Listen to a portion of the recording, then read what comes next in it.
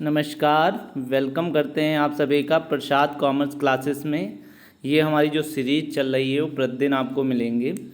पहला प्रश्न है, प्रबंध के 14 सिद्धांत मतलब 14 प्रिंसिपल ऑफ मैनेजमेंट का ऑर्गन किसने किया? तो हेनरी फेयोल की, टेलर की, मूरी की, टेरी। तो इसका आंसर हो जाएगा हेनरी फेयोल, ऑप्शन नंबर ए, हेनरी फेयोल ने किया है। नेक्स्ट है, वैज्ञानिक प्रबंध के जनक कौन है? तो वैज्ञानिक मतलब साइंटिफिक मैनेजमेंट के फादर कौन है? तो एफ.डब्ल्यू. टेलर की, मूरी की, टेरी की, चार्ल्स वेल्स। तो इसका ऑप्शन हो जाएगा F W. Taylor, option number A जो है इसका सही हो जाएगा। पॉज द कॉर्ड का रचना किसने की थी? तो पी का प्लानिंग, ओ का ऑर्गेनाइजिंग, एस का स्टाफिंग, डी का डायरेक्टिंग, सी ओ का कंट्रोलिंग और आर का रिपोर्टिंग। ठीक है, तो ये हमारे है, ये किसने दिया था? तो हेनरी फ्योल ने या लूथिक ने या मूरी ने या टेलर ने। तो इसका सिद्धांत जो दिया है वो लूथर गुलिक ने दिया है। इसका ऑप्शन नंबर ए जो है वो सही हो जाएगा। फेयोल के प्रबंध के 14 सिद्धांत में महत्वपूर्ण क्या है कि उन्होंने जो दिया है, उन्होंने सेंट्रलाइजेशन भी किया है, डिसेंट्रलाइजेशन भी किया है, श्रेणी डिस्ट्रीब्यूशन भी किया है, आदेश की इकाई भी की है। इसलिए इसके ऑप्शन सही हो जाएंगे। 4 का ऑप्शन नंबर डी जो है वो सही हो जाएगा। भविष्य में क्या करना है इसे पहले तय करना क्या कहलाता है? प्लानिंग या पूर्वानुमान या डिसीजन या ऑल ऑफ द अबव। तो इसका ऑप्शन हो जाएगा फ्यूचर में क्या करना है पहले तय करना ही प्लानिंग कहलाता है। इसलिए इसका ऑप्शन नंबर ए जो है वो सही हो जाएगा। नेक्स्ट है, फेयोल के अनुसार प्रबंध के कार्य कितने हैं? तो फेयोल के अनुसार जो प्रबंध के कार्य हैं वो कौन सा है? प्लानिंग बनाना या ऑर्गेनाइजेशन या डायरेक्टिंग या कंट्रोलिंग।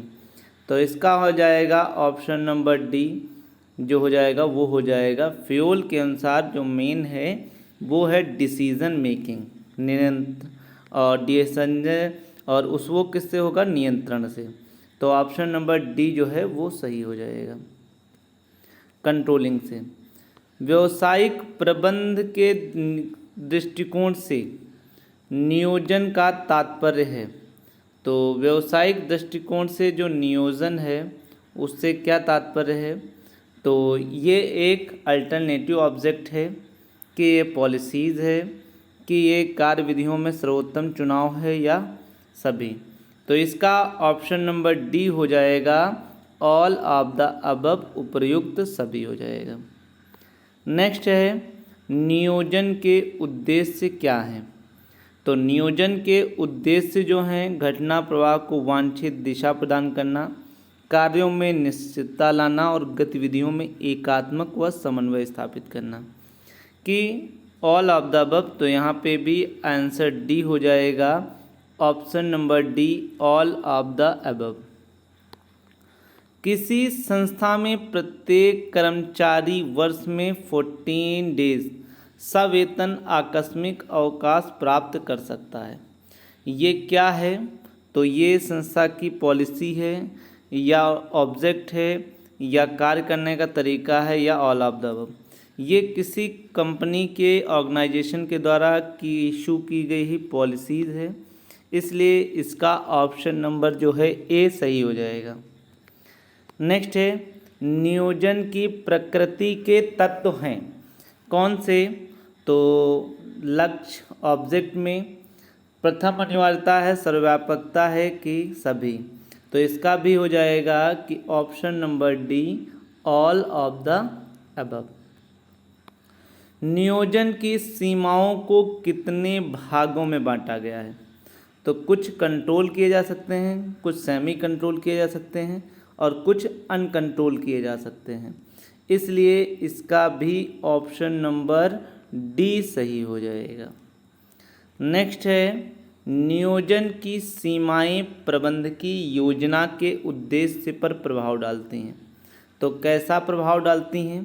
तो सदैव इसका जो डालती हैं तो सीमाओं पर, ठीक है, सीमाएं जो हैं प्रबंध पर, तो सदैव कभी अच्छा नहीं डालेंगी, अनुकूल तो डाल ही नहीं सकती हैं, और ऐसा तो हो ही नहीं सकता कि कभी कोई प्रभाव न पड़े। तो इसका क्या हो जाता है कि जो इसकी लिमिटेशंस होती हैं वो सदैव अपोजिट इफेक्ट डालती हैं, इसलिए इसका ऑप्शन नंबर ए जो है वो सही हो जाएगा। अर्ध नियंत्रण योग्य सीमाओं के उदाहरण हैं, मतलब ऐसे कौन से हैं जो अनकंट्रोल्ड हैं या सेमी कंट्रोल्ड हैं? तो जो स्किल ऑफ लेबर है ये भी, पॉलिसीज ऑफ प्राइस और सेल्स एरिया, तो ये सभी हो जाएंगे। तो यहाँ पर भी ऑप्शन नंबर जो डी है वो सही हो जाएगा। नेक्स्ट है पर्ट तकनीक कब विकसित की गई? तो पर्ट तकनीक की 1958 में, कि 1858 में, 1956 या 1885? तो इसका ऑप्शन नंबर ए हो जाएगा। 1858 में पर्ट टेक्निक की जो है वो स्टार्ट हुई थी। नेक्स्ट है कि पर्ट PERT का फुल फॉर्म क्या होता है? तो PRT का होता है हमारे पास जितना हम काम करें हैं उसका वैल्यूएशन करना और पुनर्वीक्षा टेक्निक होती है, इसलिए इसका ऑप्शन नंबर ए हो जाएगा। कार्यक्रम मूल्यांकन तथा पुनर्वीक्षा तकनीक ही होगी, इसलिए इसका ऑप्शन नंबर ए जो है वो सही हो जाएगा। एक अच्छी नियोजन पद्धति के आवश्यक तत्व हैं, कैसी होनी चाहिए? तो जो नियोजन होनी चाहिए जो तर्कपूर्ण से डिसीजन लें, और उसका जो इफ़ेक्ट है वो सोशलिस्ट भी होना चाहिए, मनोवैज्ञानिक होना चाहिए और लोच भी होना चाहिए। इसलिए कैसा होना चाहिए? इसका ऑप्शन नंबर डी होना चाहिए, all of the above. Question number 17, कार्यक्रम मूल्यांकन तथा पुनर्वीक्षा की तकनीक को क्या कहते हैं? तो अभी आया था पर्ट, तो ये भी 17 का ए हो जाएगा। पर्ट PERT जो है वो हो जाएगा। नेक्स्ट है पर्ट नेटवर्क की प्रारंभिक घटना से लेकर अंतिम घटना तक परस्पर संबंधित क्रियाओं और घटनाओं श्रृंखला के नेटवर्क को कहते हैं। तो क्या कहते हैं? ये क्रिटिकल पाथ मेथड कहते हैं, या फिर कॉस्ट प्रोविजन मेथड कहते हैं, या केस, या ऑल ऑफ द अबव। तो ये हो जाएगा critical path method, option number A जो है वो सही हो जाएगा। नेक्स्ट है निम्नलिखित में से कौन सा प्रबंध का क्षेत्र नहीं है? तो प्लानिंग भी है, कंट्रोलिंग भी है और मोटिवेशन भी करना होता है, पर मैनेजमेंट कभी भी ऑडिट नहीं करता है, और यहाँ पे नहीं ही पूछा गया है कौन सा नहीं है। तो 19 का ऑप्शन नंबर जो है वो डी सही हो जाएगा।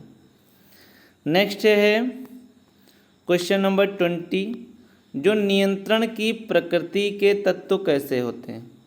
तो ये इसका जो निश्चित ऑब्जेक्ट होते हैं, योजनाएं हों, उसमें नियंत्रण कार्य संभव होता है। बिल्कुल, नियंत्रण सदैव किस पर होता है? जो फ्यूचर की घटनाएं होती हैं उन पर, क्योंकि पास्ट जो हो गई उन पर तो नहीं किया जा सकता है, और प्रत्येक प्रबंध के लिए नियंत्रण एक आवश्यक कार्य है, तो इसलिए इसमें सभी ऑप्शन सही हैं। तो इसका भी ऑप्शन नंबर डी जो है वो सही हो जाएगा। नेक्स्ट है प्रबंधकीय निर्णय का आशय घटनाओं को योजना अनुसार बनाए रखने से है। तो ये स्टेटमेंट किसका है? तो ये स्टेटमेंट है बिली ई गोज का है, तो इसका ऑप्शन हो जाएगा ए, बिली ई गोज का है। नेक्स्ट है प्रबंधक के मुख्य कार्य कौन सा होता है? तो जो प्रबंधक होता है वो मेन होता है डिसीज़न मेकिंग, और डिसीज़न के बाद प्लानिंग ही बनाना होता है। तो और मुख्य कंट्रोलिंग होता है, और इसलिए इसमें से अगर चारों में देखा जाए तो मेन फंक्शन चारों हैं, पर इसमें से सबसे मेन सुटेबल जो है निर्णय के बाद नियंत्रण करना ही होता है। इसलिए ऑप्शन नंबर डी जो है वो सही हो जाएगा। कार्य ये सभी हैं पर मुख्य जो है वो अब कंट्रोलिंग ही आएगी। एक उत्तम नियंत्रण पद्धति के तत्व हैं। तो कैसा तत्व हैं?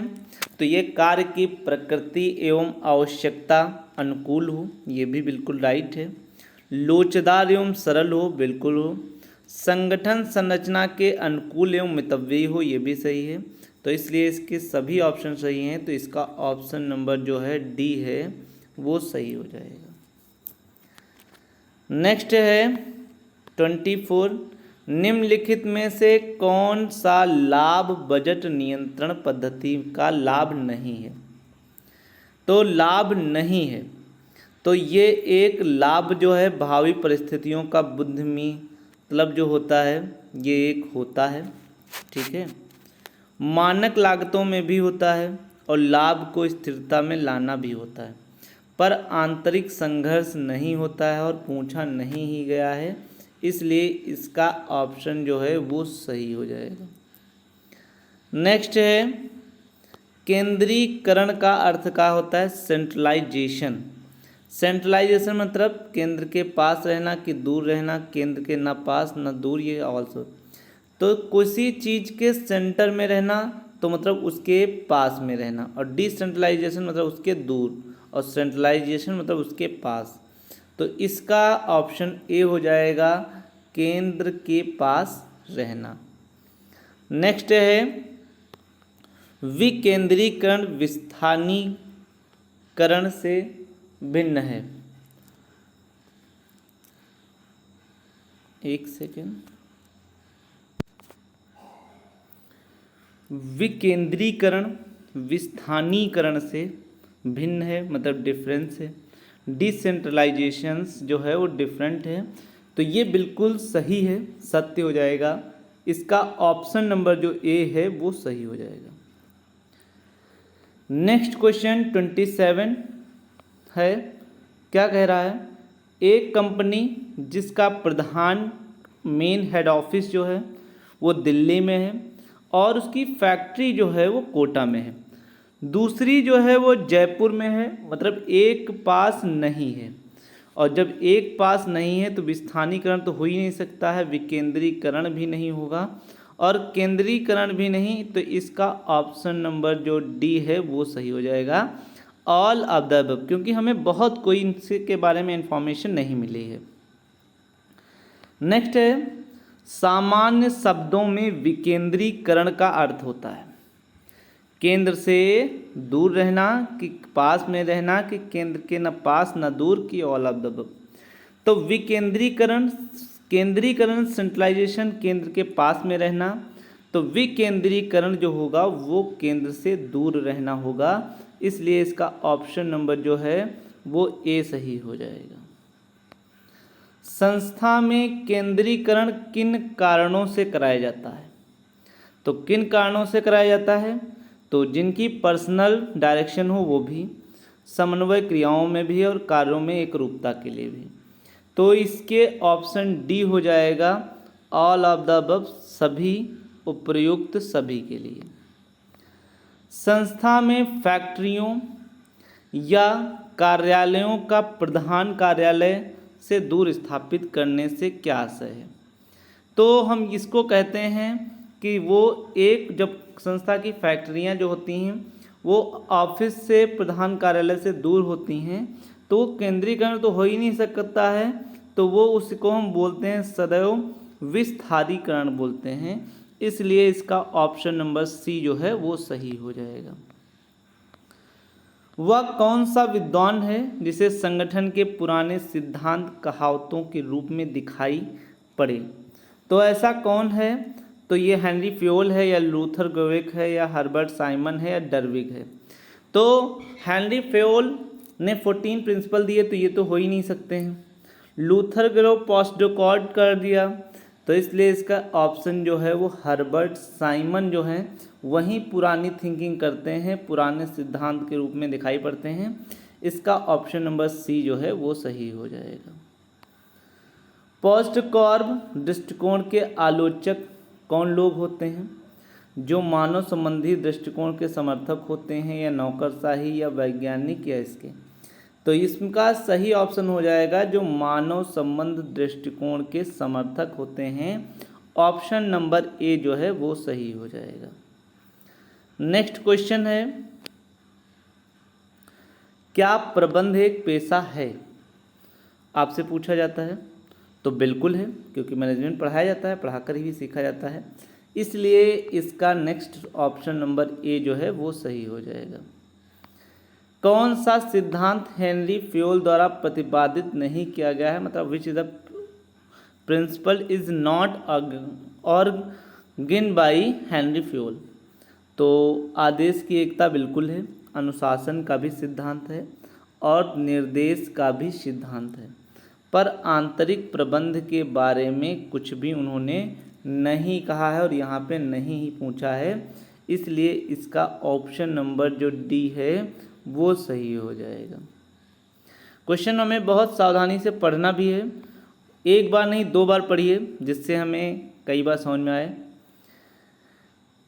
मैनेजमेंट के अकॉर्डिंग जो व्यक्तियों का एक समूह होता है वो क्या होगा? कंपनी, या घर, या संगठन, या बारात। तो कंपनी तो हो ही नहीं सकती है, घर तो व्यक्तियों का समूह पर हो सकता है पर एकजुट नहीं हो सकता है, बारात भी नहीं, तो वहाँ पर ऑप्शन बी बोला जाएगा। तो 35 का ऑप्शन नंबर बी जो है वो सही हो जाएगा। संगठन सामान्य हितों की पूर्ति के लिए बनाया गया मनुष्यों का एक समुदाय है। कैसा है? तो ये किसने कहा है? आरसी डेविस है, कि मुने रेले हैं, कि गुलिक हैं, या टेले हैं? तो यहाँ पर मानव के समुदाय, यहाँ पे मनुष्य आ गया, और मनुष्य से माँ से मुने, मुने से ऑप्शन बी हो जाएगा, मुने व रैले। रैली समुदाय ऐसे भी देख लीजिए, ये भी याद करने का एक बहुत अच्छा तरीका है। किसी मानव समूह में संचार तथा अन्य संबंधों के जटिल कलेवर को संगठन कहते हैं। ये जो है स्टेटमेंट किसने कहा है? तो ये हर्बर्ट साइमन है, या थियो हैमन। यहाँ पे थियो नहीं है, थियो है। नियोल है, या ब्रॉटमन। तो ये दिया है हर्बर्ट साइमन ने। किसी मानव समूह से संचार एवं अन्य संबंधों का जटिल क्लेवर ही संगठन कहलाता है। तो it is definition given by Herbert A Simon. संगठन की प्रकृति में कौन कौन से तत्व शामिल हैं? तो ये एक समूह होता है, लक्ष्य तो होता ही है, और मानव व भौतिक संसाधनों से भी होता है। तो इसका 38 का ऑप्शन नंबर डी जो है वो सही है। हमारा सारा धन, हमारे महान कार्य, कारखाने, सब कुछ ले जाओ, लेकिन हमारा संगठन हमारे पास रहने दो। मैं कुछ ही वर्षों में पुनः अपने आप को स्थापित कर लूँगा। ये किसका कथन था? तो इसमें से कौन है? तो आप सोचिए। तो इसका मैं करेक्ट आंसर बता रहा हूँ, इसका करेक्ट ऑप्शन है एंड्रयू कार्नेगो का है। बहुत इंपॉर्टेंट है कि हमारा सारा धन ले जाओ, हमारे सभी महान कार्य भी ले जाओ, हमारे कार फैक्ट्री भी ले जाओ, लेकिन मेरा जो ऑर्गेनाइजेशन है वो छोड़ दो। मैं कुछ ही समय में पुनः अपने आप को वैसे ही स्थापित कर लूँगा जैसे ही था। तो it is statement given by the Andrew Carnegie जो है। नेक्स्ट है 40। निम्नलिखित में से कौन सा संगठन का उदाहरण नहीं है? तो इसमें कंपनी में भी होते हैं, और क्लब में भी होते हैं, और साझेदारी फर्म में होते हैं। पर मेले में होते बहुत सारे हैं, पर एक संगठित रूप में नहीं होते हैं, और यहाँ पे नहीं ही पूछा गया है। तो 40 का ऑप्शन नंबर जो सी है वो सही हो जाएगा। हम परिवार रूपी संगठन में व्यतीत करते हैं। हम में से अधिकांश व्यक्ति संगठन में ही मरेंगे तथा दफनाने के समय सबसे बड़े संगठन की आज्ञा प्राप्त करनी पड़ेगी। तो ये किसने कहा है? ये अमिताई एंटियोजी का है, कि एलन का है, कि उर्विक का है, कि ड्रकर का है? तो ये आपसे पूछा जाए तो ये अमिताई एंटियोजी है। बहुत इंपॉर्टेंट क्वेश्चन है कि हम परिवार रूपी जो संगठन हैं वो अधिकांश व्यक्ति संगठन में ही मरेंगे और दफनाएंगे, और बड़े संगठन की आज्ञा प्राप्त करनी पड़ेगी हर एक चीज़ के लिए। तो it is give statement given by Amitai Etzioni का है। तो ऑप्शन नंबर जो है वो ए जो है वो सही है। नेक्स्ट है औपचारिक संगठन कैसा होता है। तो आपसे पूछा जाए तो ये पूर्णतः अव्यक्तिगत होता है। इसमें राइट्स एंड लायबिलिटी सबके क्लियर होते हैं। सत्ता का जो है वो ऊपर से नीचे की ओर होता है। तो ये सभी सही हैं। तो यहाँ पर ऑप्शन नंबर डी जो है 42 का सही हो जाएगा। आइए क्वेश्चन नंबर 43, किस प्रकार के संगठन का क्षेत्र विस्तृत होता है। किस विस्तृत किसका हो सकता है, जो बड़ा होगा, जो एक दूसरे से इधर से उधर कहीं इनडायरेक्ट कनेक्ट होंगे, डायरेक्ट में तो कुछ ही लोग कनेक्ट हो सकते हैं। तो मुख्य जो होता है वो औपचारिक ही हो सकता है, संगठन का क्षेत्र विस्तृत होता है। तो ऑप्शन ए औपचारिक ही इसमें दिया है ऑप्शन। नेक्स्ट है पीटर एफ ड्रकर के अनुसार संगठन संरचना का निर्धारण किन 3 तत्वों के आधार पर होना चाहिए। तो क्रिया विश्लेषण बिल्कुल होना चाहिए, डिसीजन मेकिंग भी होना चाहिए और एक दूसरे से संबंधित होना चाहिए। तो ये सभी सही हैं और ऑप्शन नंबर जो डी है वो सही हो जाएगा। नेक्स्ट क्वेश्चन है लंबे संगठन ढांचे में प्रत्यायोजन की सीमा होती है, कैसी होती है। तो ये सदैव सेंट्रलाइज्ड होती है। ऑप्शन नंबर ए जो है वो सही हो जाएगा और इसके कोई भी नहीं है। संगठन की प्रतिष्ठित विचारधारा के तत्व हैं। तो ये कैसे तत्व हैं। तो ये अफसरशाही होती है, वैज्ञानिक प्रबंध भी होते हैं और प्रशासकी भी होती है। तो ये सभी सही हैं। इसका ऑप्शन नंबर डी जो है वो सही हो जाएगा। नेक्स्ट है अफसरशाही नौकरशाही विचारधारा के आविष्कारक कौन हैं। तो इसके आविष्कारक अगर आपसे पूछा जाए तो मैक्स वेबर हैं। ऑप्शन नंबर जो है ए वो सही हो जाएगा। टेलर, हेनरी फोर्ड, टेरी कुछ भी नहीं है। तो ऑप्शन नंबर जो ए है वो सही हो गया। नेक्स्ट है क्वेश्चन किसी संगठन में विभिन्न पदों के बीच तथा उन व्यक्तियों के बीच में उन पदों पर कार्य करते हैं ऐसे संगठनों की रूपरेखा प्रदर्शित करने वाला चार्ट क्या होगा। तो ये हमारा जो व्यक्ति है, व्यक्ति सदैव संगठन में होते हैं, इसलिए वहाँ पर ये संगठन चार्ट या ऑर्गेनाइजेशन चार्ट जो है वो कहलाएगा। नेक्स्ट है जो चार्ट विभिन्न विभागों के कार्यानुसार बनाया जाता है उस चार्ट को क्या कहते हैं, कार्यात्मक चार्ट या पदात्मक चार्ट या ABC दोनों या इनमें से कोई नहीं। तो इसका ऑप्शन ए हो जाएगा, कार्यात्मक चार्ट जो है वो सही हो जाएगा। नेक्स्ट है किस संगठन में आदेश देने वाला पदाधिकारी एक ही होता है। तो ये सबसे ज़्यादा है। तो ये रेखा संगठन में भी है और सैनिक में भी अधिकारी देते हैं, क्रम में भी। तो इसमें ऑप्शन नंबर जो डी है वो सही हो जाएगा।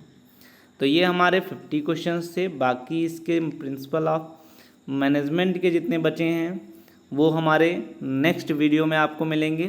Thank you for connecting. अधिक से अधिक लाइक, शेयर एंड सब्सक्राइब करिए। Thank you.